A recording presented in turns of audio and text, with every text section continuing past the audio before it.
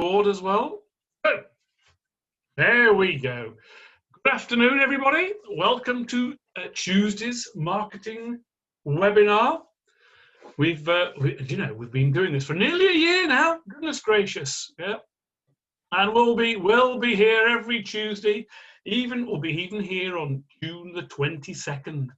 Yeah, the day after, a day after it all starts again. There we go. Anyway, a very warm welcome to everybody. As you probably know by now, we have a set format. I'll be your host for the next sort of 50 minutes or so. We have a little quiz to start us off, and saying all about business-to-business marketing. But I must confess, I'll start with a confession. I'm not in a good mood today. No, I'm furious. Somebody has stolen my thesaurus.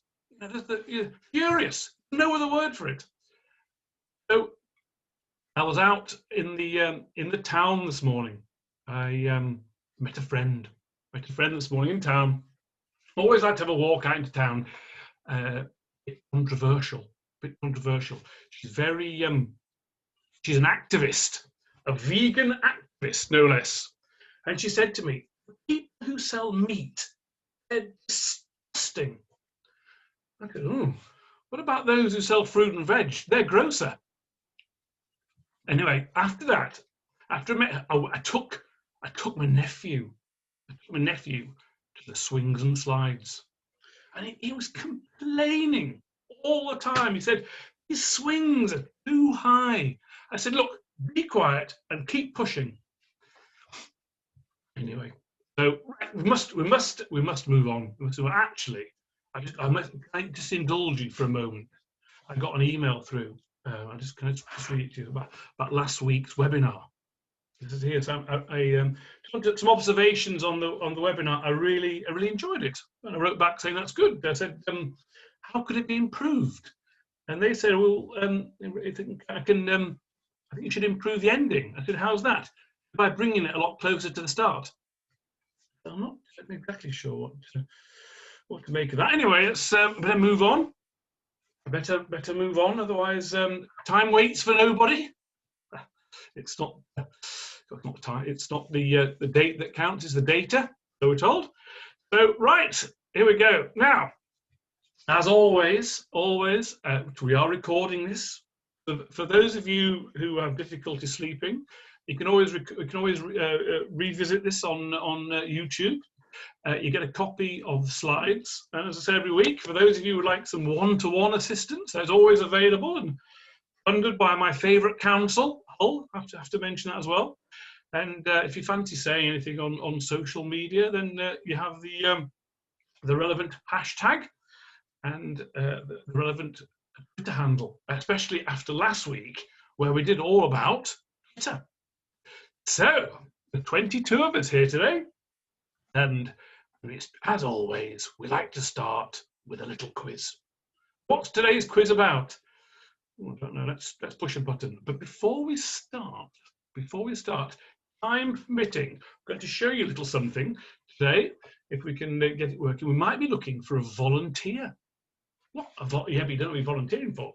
But today's volunteer would be for a live testing of their website. If you fancy having your website tested in front of the nation, well, 22 of you, but please drop a note on the chat line. So when we get around to that little section, you will be volunteered. If not, I'm going to whiz past that section and I'll wing it. So there we go. Right, what's today's quiz about? Well, it's got to have a theme, hasn't it? It's got to have a theme.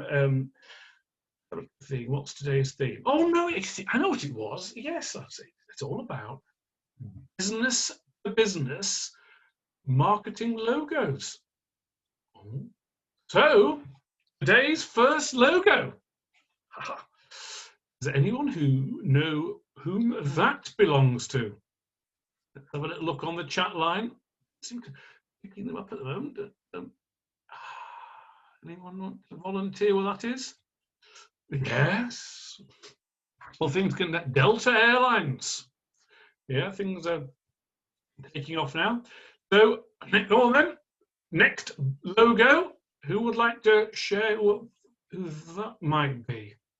Oh, look at that. Evan, Mary, Lynn. Oh, it can't. You're all on it. So there you are. John Deere managed to plough that picture up. So there we go. Now, what next logo? Now, if you were listening last week, you would have known this one. Yes. Welcome to the world of Twitter. Now, if you get them all right, as always, a little prize. Because we try and don't make them easy. You don't make them easy, you know. What's that then? Aha! Oh, yeah, got a glimpse. I wish I could pronounce this. I'm going to say ACICS, I don't know how to pronounce it. There we go. The fashion. So there we are. Next up. Oh, easy one, this one. Who's up for the challenge? Cute. Anyone? Oh, you can't see the chat line at the moment. So that is, yes, Pepsi. Who remembers all the Coca-Cola wars and everything? Yeah, there we go. Right, next. Ha! This will catch you up. Whose logo is that? Which company's logo is that? I wish I could see it. For some reason, I can't see what people are writing on the chat line. So please bear with me while we have a little technical difficulties here. That is none other than AT&T. Now, here's a story. About a year or so, it has to be more than a year ago, last February, I was in America, I was in Atlanta. There I am, sitting watching the TV at night time, and what was on the TV? Nothing other than Who Wants to Be a Millionaire, or their version. And you know when you phone a friend? Well, I was watching this, couldn't help but chuckle. It wasn't phone a friend, it was, shall we get AT&T to dial up a friend for you? And thank you, AT&T, for putting the call through. You know, product placement. You know, when you're watching the telly, a little P appears on the front. There you are. Quick story from America there. All right, next up. Whose logo is that? I can't see. Yes, it's Walmart. Founded by none other than Sam Walton. The Walton family. Oh, hang on a second, that reminds me. Good night, Erin. Good night, Jim Bob. Yeah, you have to be over 40 to get that one, but never mind, we'll carry on. Whose logo is that? Whose logo is that? I can't see the chat line. Oh, it's not working. We're going to have to wing it. It's not working properly. I press chat. I can't see what it's saying. But don't worry, I'll carry on. Here we are. Who's that? That is... I think you probably get it all right. Clues are in, there's lots of clues in that is none other than Unilever.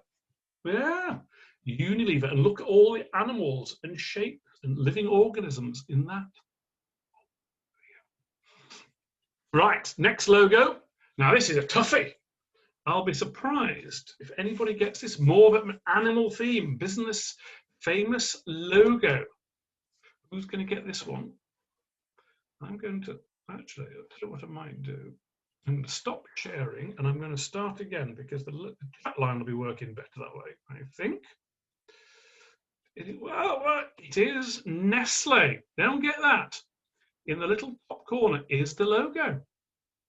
So, there we go. You saw the biggie, the birds, and you saw the rest of it. Right, let's move on. Got only a couple to go before we have to crack on. What's that then? Oh, got the chat line working. Yeah, I can see it. Oh, I can't see it. Doesn't seem to want to work today. It's going to be Chanel. And last but not least, I think we're up to the last one on today's quiz. It is Wikipedia. Here's a quick marketing tip for you. You know, nothing to stop you from starting your own Wikipedia page. If you want to help with the optimization and make yourself known a bit more to the world, there's no reason why you can't do that. Well, now here's the clowning glory for today's logo quiz. I didn't know if they had the time to squeeze this one in. Yes, Rolex. Yes. And oh, there is another one. No, this is a controversial one here. Yeah, might not want to. We started with an aeroplane, and we're going to finish with an aeroplane. Boeing, not having the greatest time, I must confess. So I do apologise. I can't seem to see the answers on the chat line. It seems to be slightly invisible to me. So please accept my apologies. We must move on. We got another one.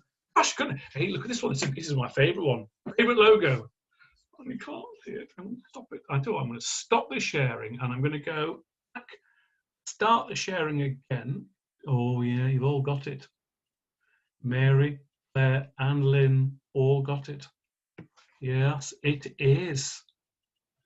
It is Toblerone. Because look at the bear in the mountain. Isn't it funny how clever logos are? I never saw that.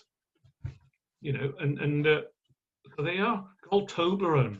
Not eat. Oh, I tell you what, you know, you can't eat all one of those and eat that in one go. That wasn't very good English, was it? So there we go. Thank you very much for taking part. I do apologise, something not quite right with the chat line. Let's talk a little bit now about business-to-business marketing.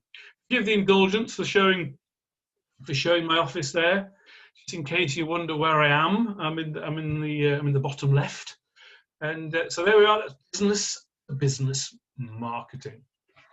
So let's think about some of the trends that are out. I won't be showing off today with these fancy slides. In the trends out in the world of business-to-business marketing as we currently stand in the new normal. When 2021 trends. Now, one that has become very apparent is that we do have to be agile. You don't need me to tell you how fast the world has moved or is moving and has done for the last year. But sometimes you have to adapt your marketing.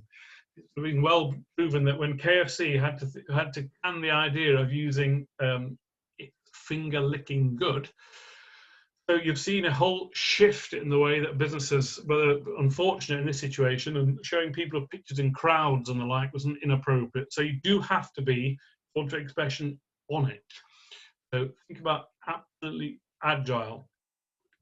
There also is thinking that you really, a lot of businesses now have to have a purpose, and it has to be, you know, obviously in tune with all the things that are around us in climate change and Black Lives Matter and sustainability, as well as the pandemic. Here's a little thought for you. Companies with a strong North Star strategy, it's hard to say that, will be better equipped to adapt to the volatile business climate. Know the path you're treading, have your missions, values, etc. aligned, and it'll be easier for you. The one thing as well that's certainly become more and more prevalent is the idea that it's very much now about the brand experience. Certainly you've seen that in the big brands, and some like BrewDog, great one to look at. You know, who would have foreseen this a year ago, that the Friday night experience would be replaced by that? And BrewDog giving up their premises for healthcare reasons, BrewDog making water and the likes. And you've maybe spotted a little animal on the left-hand side. Never beat that, but you can see that sometimes you are adapting to what's happening around us. And also, things really now very much in tune with the last, it's about relatable messaging. Look at that. IKEA meatballs, secret recipe. But what did they do when lockdown? They told us how to make them. Never quite the same, are they, than the ones you get there. You know, they offered the world as a view into the IKEA how to make meatballs. Here's a bit of a tangent. Did you know this? I'm sure maybe you did. 1 in 4 children is conceived on an IKEA mattress. Did you know that? Yeah, I'm amazed because those shops are so well lit and there's so much foot traffic. I'm amazed that's true. But so yeah, so you can see that little bit of world there, and obviously the world has switched very much remote working.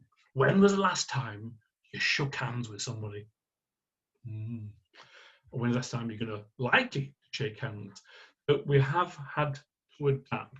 The 5 trends there all around us. Some of you will be very familiar with those, but there'll be it'll take you on our journey for the next little while on marketing. Now, business to business.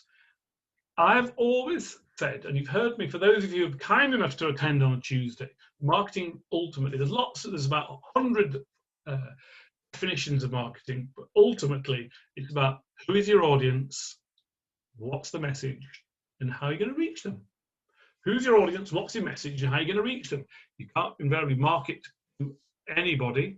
You really must know who your audience is. And here comes the difference. It's all about business to business marketing against business to consumer. So what might you see be the fundamental essence of business to business marketing? Well, invariably, it is niche marketing. Can you imagine if you're making widgets, you may only be selling those widgets to a particular sector. Invariably, the motivation to purchase will be very different.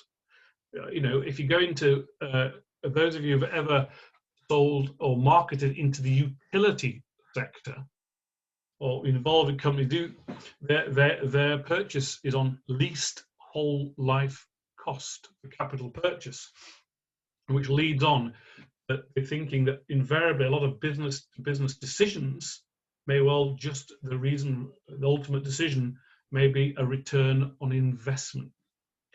You don't need me to tell you, for those of you involved, that the purchase process can be long, arduous, and go through many different hands.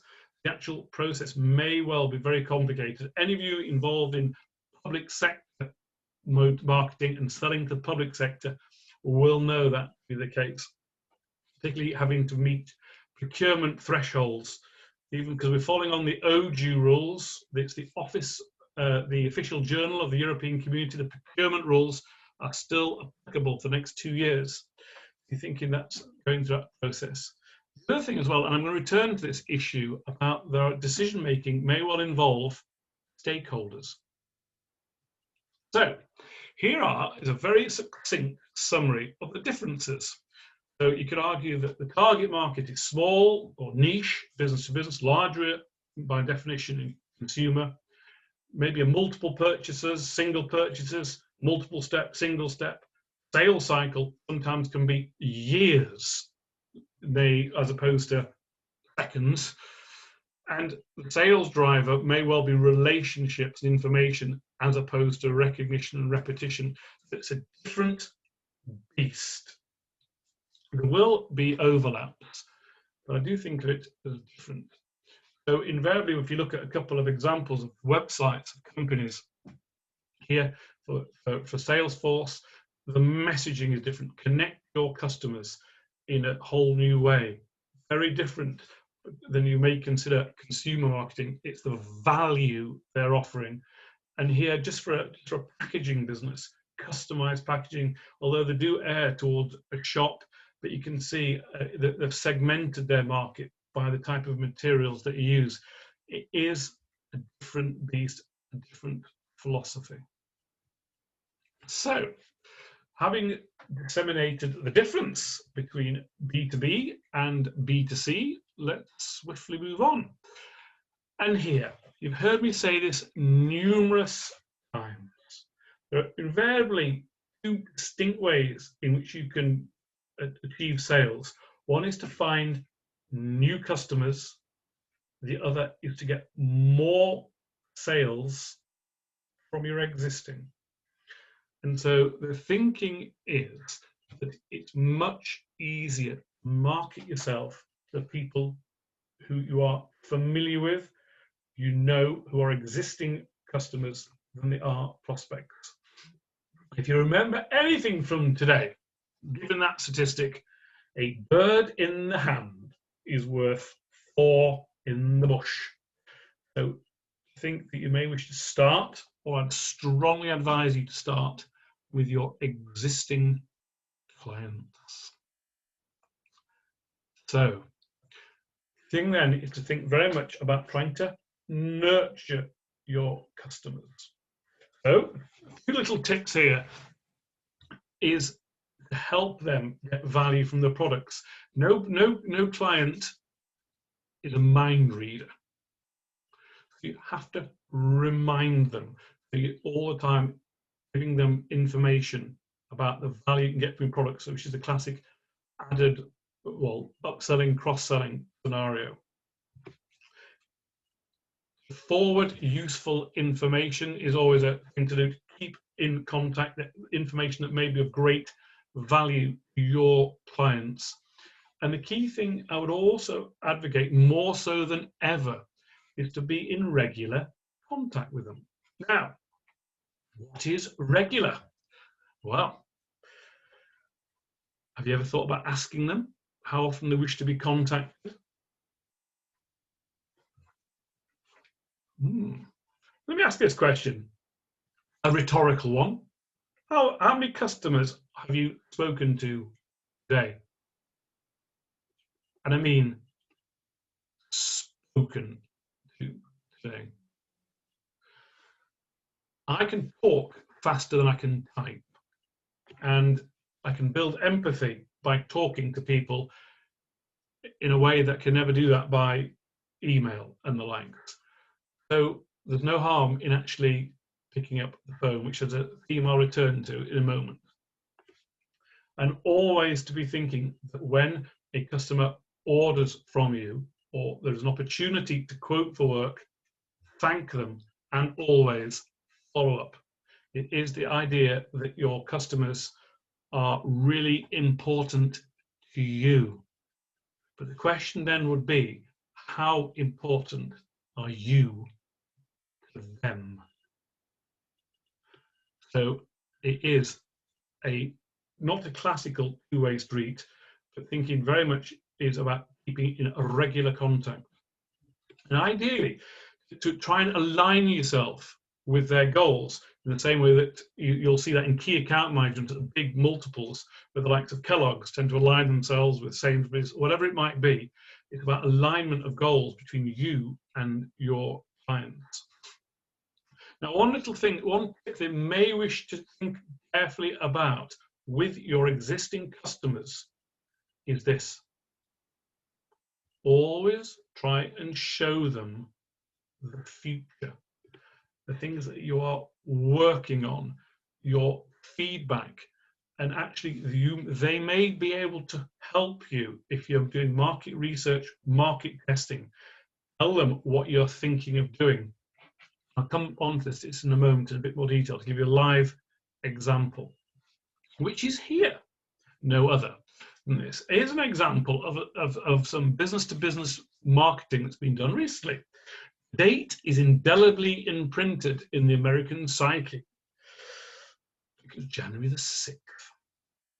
Now, why is this being put up on the screen? Well, I have a client who is involved in supplying equipment to law enforcement agencies, particularly in the UK and Europe, and done very little business in North America. What happened, you saw there was a lot of activity there, but you can probably see that became an opportunity for the police who have reevaluated their tactics in North America. What this company did was used LinkedIn to find out who the lieutenant was who was in charge of the police in Capitol Hill, and offered their services to evaluate some of the tactics used there. The other side of the fence was that they've gone to the NIJ, which is the Justice Department, and to talk to them about the evaluation of American standards. So both these things led on from trying to find the right contacts on LinkedIn. Oh, and then they picked up the phone and spoke to both parties. Here we are 5 weeks later, that their equipment is being evaluated by NIJ in America, and they're in dialogue about product development with the lieutenant who was involved on the day. That all came from seeing an opportunity without being, hopefully being opportunistic, offered value, used LinkedIn to find the right people, and then made the big step. They did something revolutionary. They picked up the phone. There we are. Come back to that. Now, you can automate much of what you're doing. And so you're thinking about how your marketing may work. And I say this very regularly. You have a system in place where you are recording all your clients, your client activity, your prospects, and using it to actually be integrated in messaging, using email marketing, etc. But if not, I would highly recommend the use of a CRM system. What we don't want to be is surrounded by paper. Believe it or not, I went to see a new client recently who's involved in supplying equipment to airports on an international basis. I asked him, early in the conversation, where is your database? And he pointed a lot of boxes on the floor. We've subsequently taken those boxes. We're using a charitable organization that's for ex-offenders, and they are actually creating a CRM database for them. So we're taking stuff out from paper, CRM, we can actually start to contact these customers. Also, it's giving ex-offenders the opportunity to learn and be integrated back into society. Some great things to do. It also helps with CSR as well as helping all parties. So there are lots of CRM systems out there, and I've just put up on the screen half a dozen. Invariably, these are free, but if you would like more functionality, you might have to crack open the piggy bank.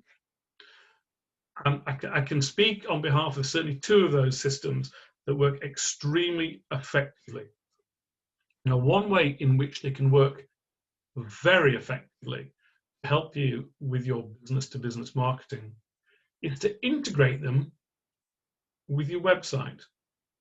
So you may put, for example, a contact form that a customer would complete on the website, and you can get add-ons, especially if you're using some of the templated websites like Wix, WordPress, Drupal, Joomla, etc. And they would automatically populate your CRM system and ask you to be following it up. You can also be automating messages out to your clients. So there's not a question of how many, does my website look nice? It'd be a question of generating leads and entering them into your system.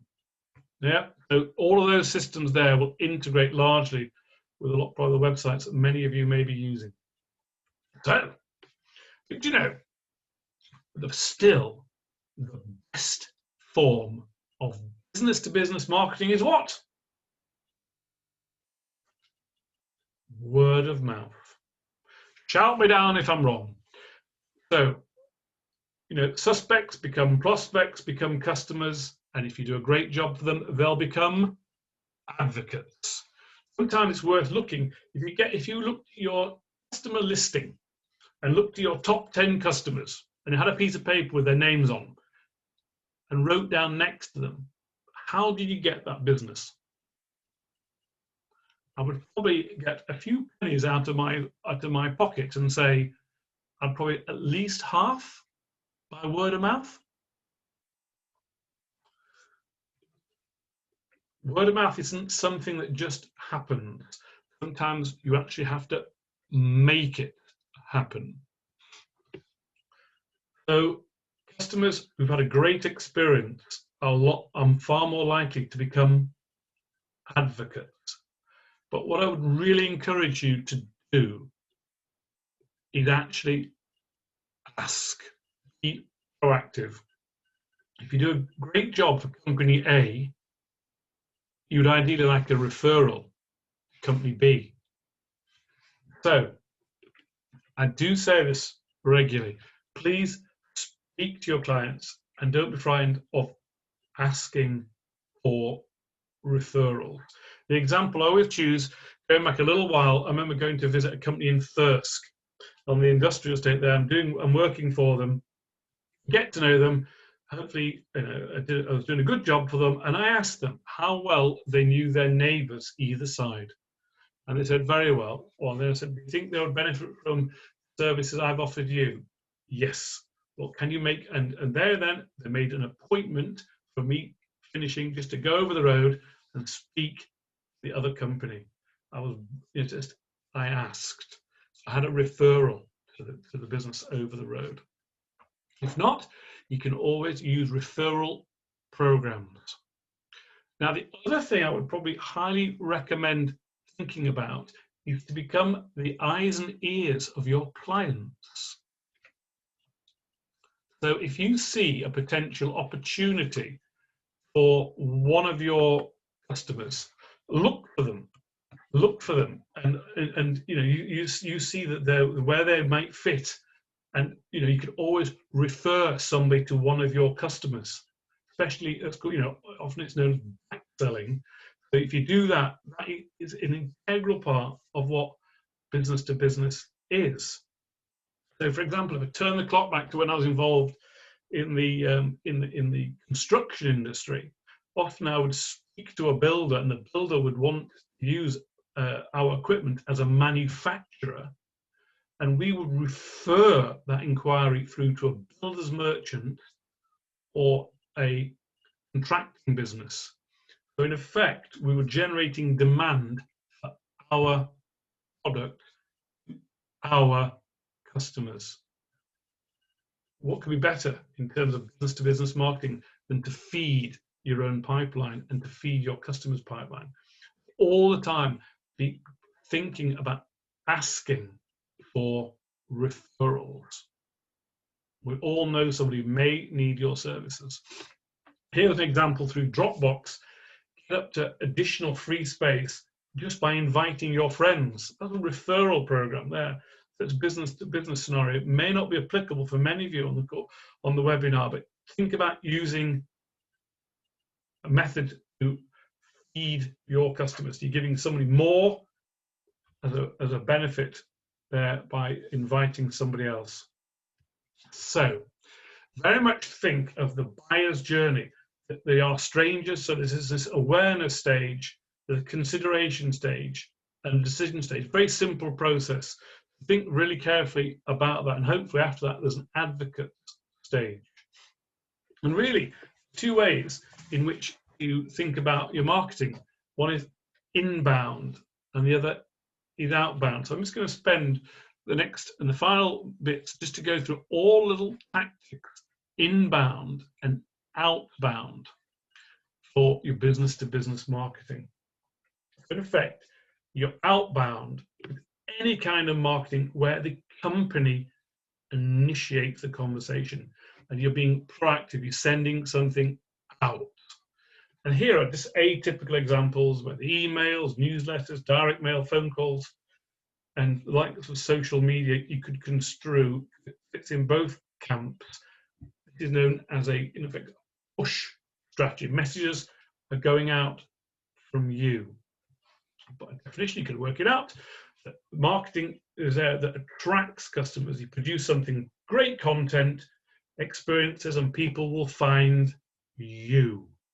Now, I'm not here to tell you which ones you should be doing, but ultimately marketing is a mix.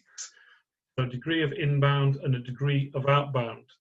I'll clearly say this though, without fear of contradiction, the most successful businesses that I encounter are the ones who make something happen.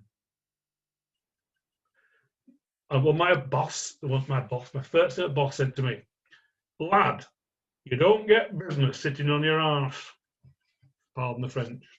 Get out there, make it happen, and so get the message out. The classic inbound may be SEO, the ad retargeting, social media, blogging, videos, and a pull strategy to bring people to you. I must cover this quite quickly. We can only skim the surface.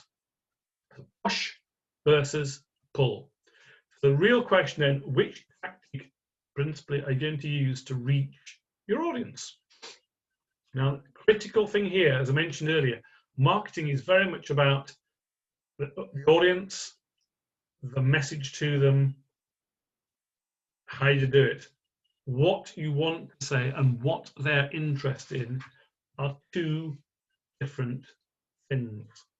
It's about relevance and measurement of its success.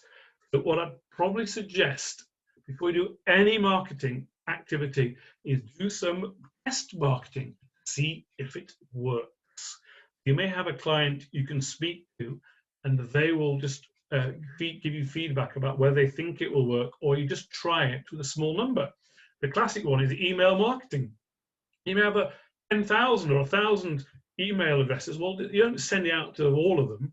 You send it out to a small number, see if it works, maybe adapt it, go from there. So it's about this right strategy. So quickly to go through inbound marketing, it's really about content. So the principle is you're trying to draw people to your website. But this idea, classic marketing flywheel here, attracting people, engaging with them, pleasing them. Attract, engage, delight. And this is the idea about inbound marketing. So strangers become prospects, between customers become advocates. Back to the same thing again. So it's got to be interesting, engaging, get people there. There's so much noise out there. So think about what is going to attract your customers. Is it your website? How are they going to pick up the phone? What's going to make them pick up the phone, send you an email, whatever it might be? And critically, this is one of the hardest things to do, is that the correlation between activity and response. So this is the idea about if you're engaging on social media, is to be on it. And if you are going to be dealing with inquiries, do it quickly and in a timely manner. I would strongly, always a big advocate for your customer base is to use email marketing. As I said many times, there's been a growth in the open rates of email marketing with people working remotely and spending large chunks of the day in front of a computer. And this is an example shown a couple of times before of an email campaign that went out. There we are. How engaging is that? About using a restaurant or food and making something attractive with questions and humor. So if you're going to be sending out email messages, please just follow a particular path. Information, images, strong call to action. If you're updating people, you know, a spring is in the air, a fresh credit score is in the air. You're making it picture, headline, call to action. Picture, headline, call to action. For offering incentives, for offering visuals. Please don't send out, you know, the equivalent of Canterbury Tales, short, you know, using inaccessible language. Picture, headline, call to action. Now, I'm looking at the clock and I'd love to be able to do this. I'm going to save it for another day to go through this, but website, there's lots of things you can be doing with your website.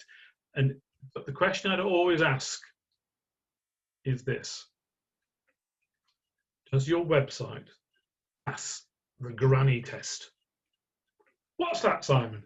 Well, ask your granny or a friend, someone who will look at your website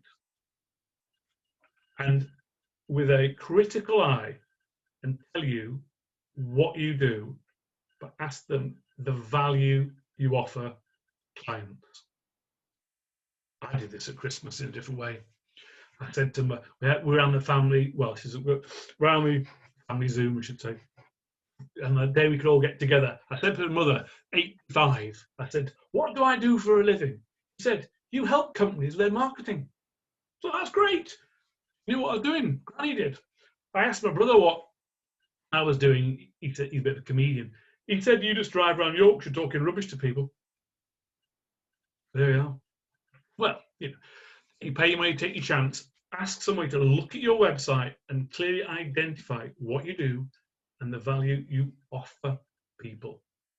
So it passes. Often one of the best ways of looking at it in a business to business scenario is problem, solution, result. Problem, solution, result. You may solve someone's problem. This is a solution offer. These are the outcomes. You're thinking often it's a very simple way of looking at a business scenario. So it's clearly seen. If you can do it orally or do it through whatever method, think of it that way. It's a great way of doing it. Normally you've got about 3 seconds to make an impact, and the same rules apply to social media, to email marketing, and a lot of activity that goes out. So you may wish to think about testing your website, and there's a great site to go to that's free. Time doesn't permit today. If anyone use the likes of Nibbler, go on to Nibbler, type in your domain name, and it'll test 5 pages of your website. I'm going to revisit that one. There we go. And here's a good example. We're using Mask here. A customer, anyone knows a particular industry here. They're basically a shipping business, but look how that is presented. Or about, so a customer lands on that home page and they know exactly where to go and what to do. So becoming a customer, accessing an account, starting career. So they've segmented their website, the needs of the clients. Problem, solution, result. Big topic, small amount of time. Search engine optimization. Often it's not your website that is important. It's because people find your website. Can't cover this, and we have covered it in previous webinars in great detail, but they're just 4 tools to use that are free, worth exploring.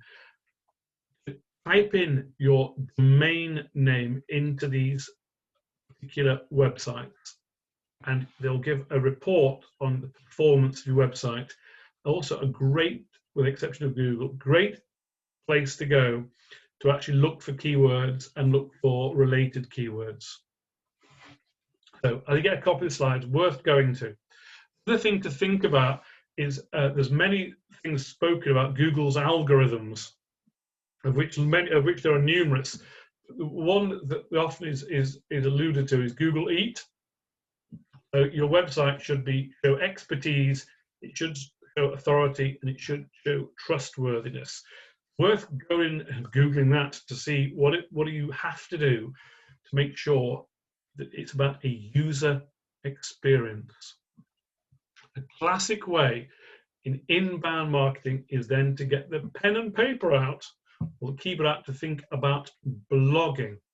And usually you can do this by offering things there like guides, solutions, testimonials, discounts, whatever it might be, to actually draw in traffic. And you can, in effect, that's the fulcrum of content marketing. But thinking when you're writing anything or creating a video, you write for your audience, very visual, the likes of infographics, a bit heavy that one, but it may suit you.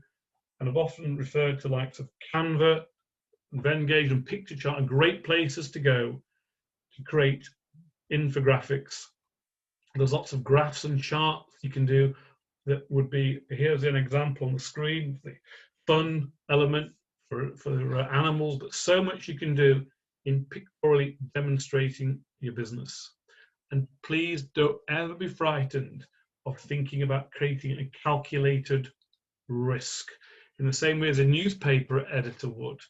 So I'm not suggesting you go to the levels of the National Enquirer, which is notorious for sensationalism, but I think you may wish to take a calculated risk. One of the classic ways of doing this is things like top tens and lists and fun and all those elements in creating good content. And you may wish, if you're going to post, there's always lots of places to go in which to guest post, lots of sites in which to do that. Time is so short. Quickly mention again social media. Here is the likes of MailChimp using social media for businesses. It's largely about finding yourself the right images, the right postings, right engaging postings, and using the right platforms, using video. Now, this time next week, myself and my colleague Ryan will be here to explain all about how to use your smartphone for creating video. So we're not going to dwell on that today. We're going to give you a little tease and come back next week. One certain way is that you may use your social media to find influencers, which you can do through a Google search, so critically to find companies who'd be willing, or business, to share your content, become advocates for you. But you can find advocates in a different way. So why is this on the screen?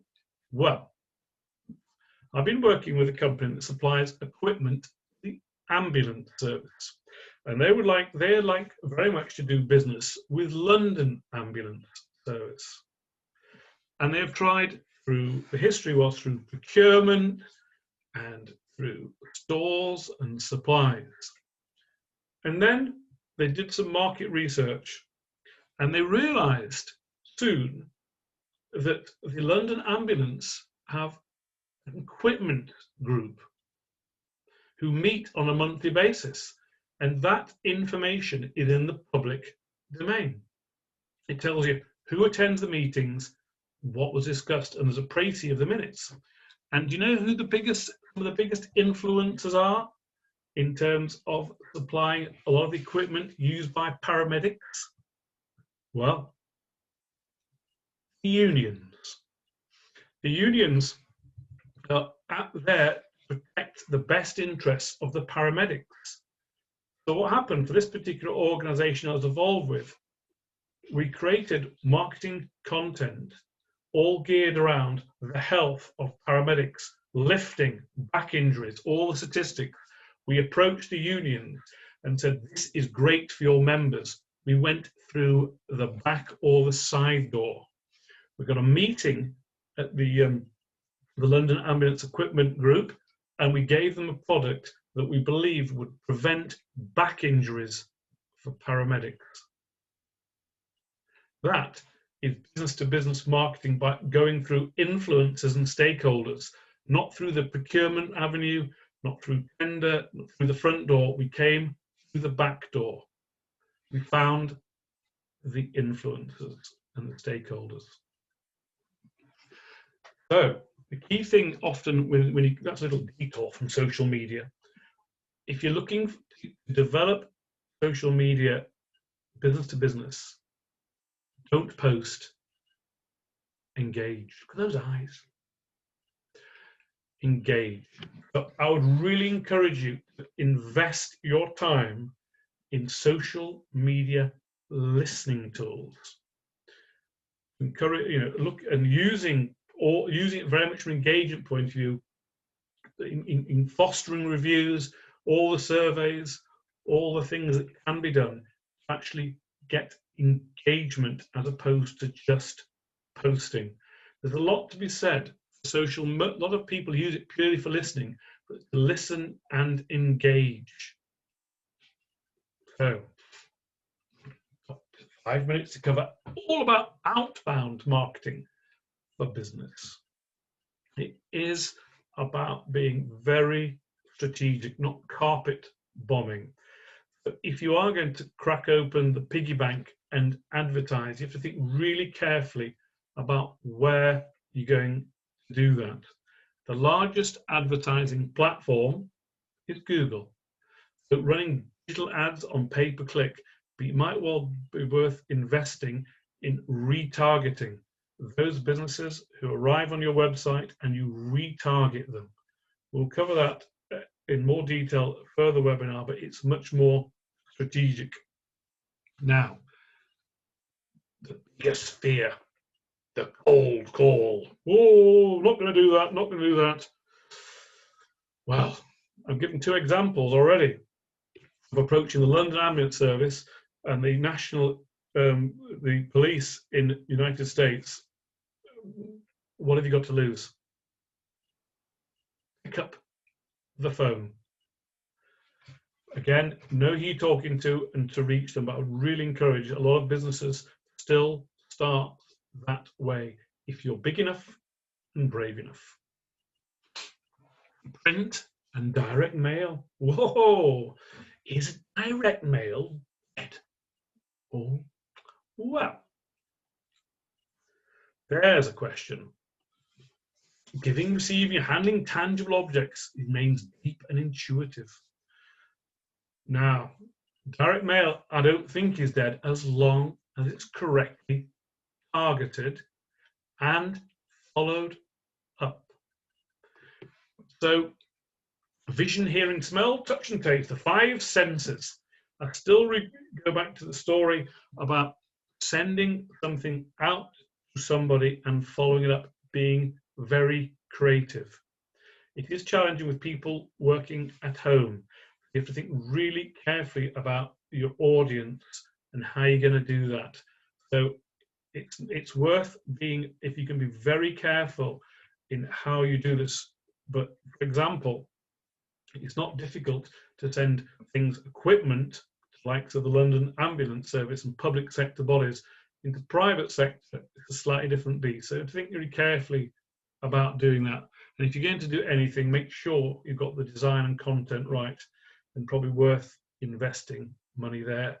So there are, as on the screen, Fiverr and PeoplePro are great places to go to get very inexpensive freelancers to do a lot of the work for you. So worth doing that. So an outbound strategy would be the same very much as inbound. You're all the time thinking about your audience, keeping an eye on your competitors, your message being memorable, and then ultimately choosing the right platforms to reach out to customers. Or you can take an absolute calculated risk and go for some guerrilla marketing. Not everyone has the budget to the same way as McDonald's have, nor to do things, you know, in an airport when we used to be able to travel. But what's wrong with someone being very specific and actually using really creative stuff in chalk on a pavement? Again, may not be applicable, but certainly creating a mural and things like this, really clever ways. As markets open up in certain areas, that you might wish to think about the likes of guerrilla marketing, even for creating a barbecue. Look how creative things can be done at very low cost. So quickly finish off with the pros and cons of inbound and outbound. Inbound being unobtrusive, the idea that you're sharing, not selling, so it's educational. Probably you could argue it is less costly. It doesn't work in competitive markets. It requires someone to do something, you know, and you may just end up giving out information and not getting the sale. The advantage for outbound, it does work well if you're promoting something new, if you're trying to, in a competitive market, to do a difference, and you'll soon see if it works. Obviously, it's disadvantage. It can be you interrupting people, it's unwanted spam, it can be easily ignored, and it comes at a higher cost. I would strongly advocate a combination of the two. Think about your outbound tactics as well as inbound tactics, starting with your customers and your prospects and having all recorded and followed up on a CRM system, doing 2 or 3 things really well. Let's take a very quick example to finish off. Imagine you are a plumbing business, catering for business to business. Your inbound activity may be the development of keywords to get people there. You've got a very good functioning website. You're in the directories, you're using Google My Business, you may be using Facebook or LinkedIn, and you're sending messages, you're doing database work and newsletters going out. But that's to get people to come to you. And then outbound, you may look at running ads. And you could argue the database newsletters is one of both. Use directories on your doorstep, create some leaflets to put through businesses' doors, and then you've always got the option of pay-per-click. Now there's 9 things there. You may not, if you're supplying plumbing businesses, you may think about just doing 2 or 3 things really well. Do what works and forget what doesn't. So, thank you very much for listening. What's next? Well, have a little cup of tea. Then, if you'd like some bespoke marketing help, please drop me a line. Next week, we've got the double act. One of us is Butcher and the other is Sundance. So I'll leave you to decide on that. So we're all going to talk about video marketing next, and then we have Google Analytics. We've got LinkedIn. We've got other things coming up all on a Tuesday. So thank you very much for today. I'm going to stop sharing. And is it working? And if anyone has any questions, I'm going to go to them now. Sam has asked, what's the site to get the critique on your website? The one that I have used, Nibbler, Nibbler, Nibbler Silktide. Type in your domain name and you'll get an assessment for free of 3 or 4 pages of your website. There are other ones as well you can get through Yell. It's worth typing in just into Google, free website audit. And you get the information, knock on your web designer's door and say, oi! And Liz has put it up, thank you Liz, on the screen, is on the chat line, is there. Nibbler Silktide, great place to go to have a little assessment of what's working and what's not. So, thank you. Anything else? Hey, oh, you little devil. Now you got 9.2. Gosh, that's like Robin Cousins. Yeah, certain age group, that one. Actually, next week, I'm going to make my jokes current.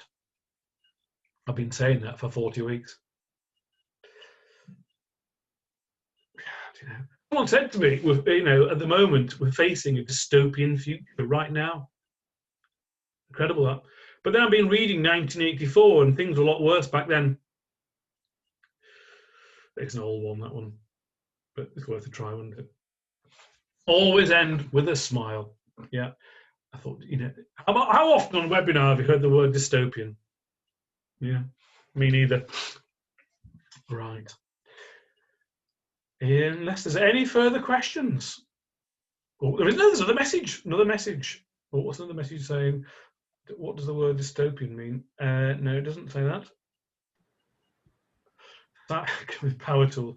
Sam, I think Liz has given the website address.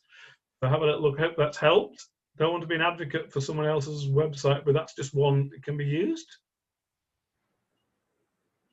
And if there are no further questions, what happened to the dog? Oh, we did a slightly earlier walk this week, so I was back by 2:30. Oh, so. well, that's good. Well, that's